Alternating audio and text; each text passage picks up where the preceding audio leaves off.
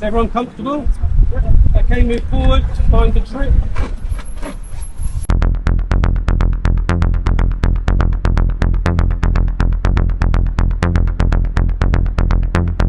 So today we have been moving this orca skeleton, also known as a killer whale, and that has come all the way from Chatham in Kent back here to its home in the Booth Museum in Brighton.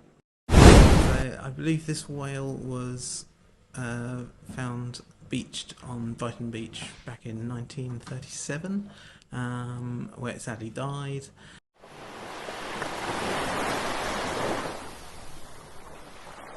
Orcas are not commonly found off the coast of Brighton.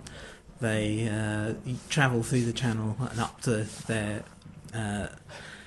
populations in the North Sea and Scandinavia. But every year you get a few sightings along the English Channel.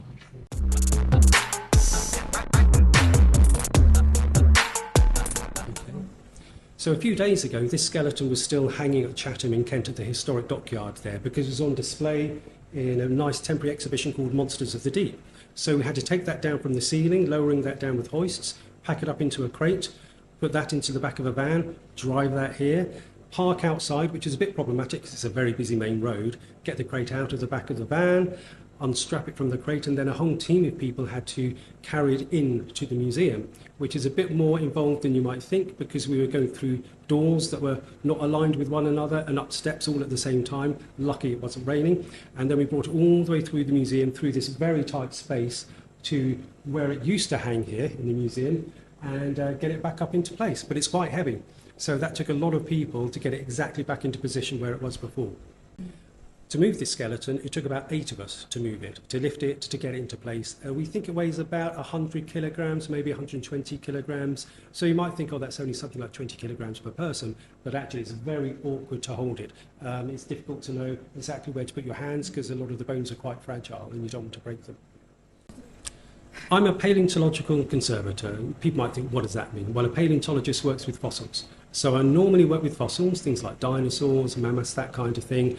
But I also work with modern skeletons as well, because there aren't many people who are conservators, because that's part of my job title. So I look after specimens, I clean them, I conserve them, I mount them, etc. But I'm also a specialist in the fossils and the skeletons as well. So although I'm a paleontological conservator, and this is much more recent, this isn't fossil, this is only about 100, 150 years old maybe, I work with those animals as well.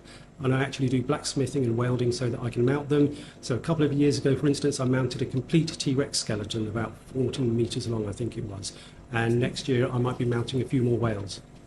So when I work on a skeleton like this, I'm cleaning it, I'm conserving it, sometimes I mount it, but I'm working very intimately with the bones in a way that most people haven't, or certainly not since it was originally mounted in the Victorian times, I think, maybe a bit more recent. But I notice things like this humerus here, this upper arm bone. This is very gnarly, very spiky. I think this might be the result of some kind of arthritis or disease. But round here, this is much more specific. These ribs on the left side, they've been broken really quite badly, these 3 ribs in a row in exactly the same place. But we know that that wasn't done after the animal died because we can see the way that the bone has formed around the break here. That's actually re-healed during its lifetime.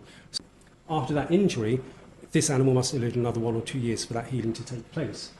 And that might be because when whales breach and they come back down with a hard slap, it might have actually injured its side and broken the bones that way. It could be to do with mating, or it could have been a boat strike, something like that. One other bit of pathology that I've noticed is on this vertebra here.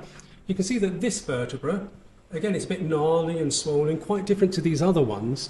So this might be an injury, or it might just be a bad back. It could be where it's got disease elsewhere and the disease has actually gone to the bone and deformed it. Again, that would happen over many years.